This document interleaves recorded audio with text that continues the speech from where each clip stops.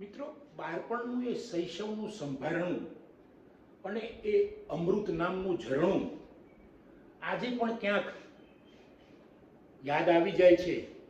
ક્યાંક અમે સાથે પતંગ ચગાવેલા, ક્યાંક સાથે અમે બાવળીએ ગુંદરવીરમાં ગયેલા, ક્યાંક સાથે અમે સિનેમા જોવા ગયેલા, છાત્રાલયમાં ક્યાંક સાથે અઠવાડિયા સુધી રોકાયેલા. એવા એક બીએસએફ જવાનની વાત કરું છું મિત્રો. રિટાયર થતી વખતે તો એ ખૂબ આગળ વધી ગયા હતા, પણ એમની શરૂઆતની લાઈફની વાત કરું છું. મારા ગામનું આ રત્ન છે, ગઢા ગામનું રત્ન અમૃતભાઈ લીંબાભાઈ કાનડિયા. દોસ્તો, અમૃતભાઈ લીંબાભાઈ કાનડિયા વ્યક્તિ જબરજસ્ત, અદ્ભુત વ્યક્તિ, ખૂબ મહેનતુ, પરિશ્રમી, હાર્ડવર્કર. પણ જ્યારે એમનું લગ્ન થયું, લગ્ન પહેલાની વાત કરીએ તો જબરજસ્ત દારૂણ ગરીબી. ઘરમાં એન્ટ્રી મારી એમના ત્યાં બધી જ જગ્યાએ ગરીબાઈ દેખાય, જબરજસ્ત ગરીબાઈ. એની કોઈ સીમા નહીં. કારણ કે સવારે નિશાળે શું જમીને જવું એ એમનો પ્રશ્ન તો હતો જ, પણ મમ્મી એકલા હતા, મમ્મી પણ વિધવા હતા એમના બા. તો એ વખતે દીકરાઓને શું ખવડાવવું, જબરજસ્ત મહેનત કરે, બા ભાઈઓ મહેનત કરે એમના. પણ છતાંય અમૃતભાઈ હિંમત ના હાર્યા અને એમણે ભણવાનું ચાલુ રાખ્યું. ભણતા ભણતા ખબર નહીં કિસ્મત બદલાઈ જાય છે મિત્રો માણસોનું. એમનું લગ્ન થયું, લગ્ન પણ જબરજસ્ત દારૂણ પરિસ્થિતિમાં. અને એમના લગ્ન થયા પછી એમના પત્નીનું કિસ્મત હોય, બંનેનું ભેગું થયું હોય અને અમૃતભાઈને તાત્કાલિક બીએસએફમાં સૈનિકમાં જોબ મળી ગઈ. અમૃતભાઈએ નક્કી કર્યું કે ગમે ત્યાં મૂકી દે, મારે બોર્ડર પર જવું. અમૃતભાઈ વર્ષો સુધી બોર્ડર પર નોકરી કરી મિત્રો. એવા એવા કિસ્સા આવ્યા, એમણે જબરજસ્ત આપણા રૂવાડા ઊભા કરી દે એવા કિસ્સાઓ કયા કે એક વખતે અમારે કોઈક સામે કોઈક આતંકવાદી હોય અથવા તો ગમે તે એના ચોર લૂંટારો હોય, એમને મારવા જવાનું.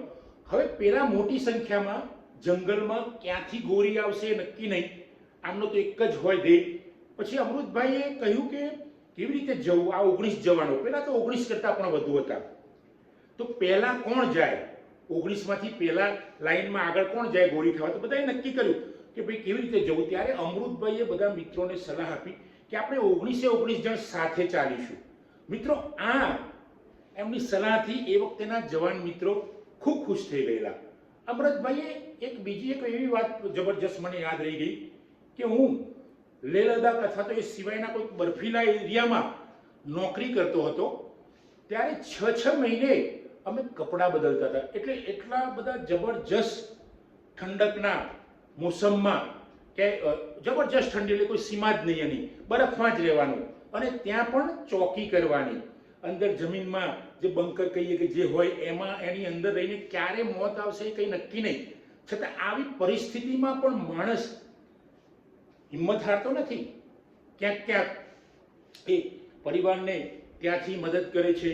ઘણા બધા સ્વભાવ તો એકદમ નમ્ર, જાણે કે તમે અમૃત ન ખાધું હોય એવો અદ્ભુત સ્વભાવ આજે પણ અકબંધ છે.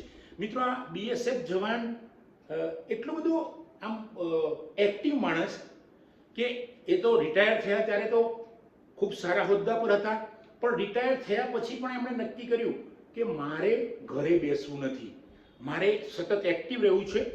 એ પછી પણ એમણે ઘણા વર્ષો સુધી નોકરી કરી અને આજે પણ સતત એક્ટિવ રહેવાનું.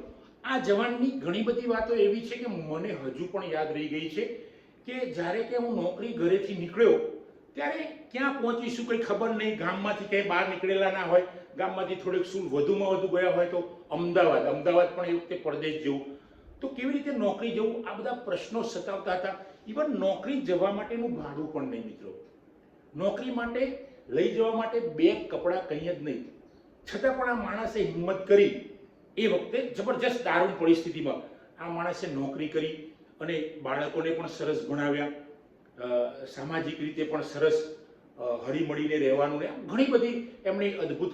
કારણ કે મિત્રો, અમૃતભાઈ કાનડિયાની હું એટલે વાત કરું છું, અમૃતભાઈ લીંબાભાઈ કાનડિયાની, કેમ કે શૈશવમાં મારા એક સારા મિત્ર, એકદમ નમ્ર માણસ, બીએસએફના જવાન હોવા છતાંય કોઈની જોડે ઝઘડો નહીં કરવો, આ એમનો નિયમ. હા, સરહદ ઉપર જઈને ઝઘડો કરવો, મિત્રો આ સાચો જવાન છે, આ સાચો સૈનિક છે.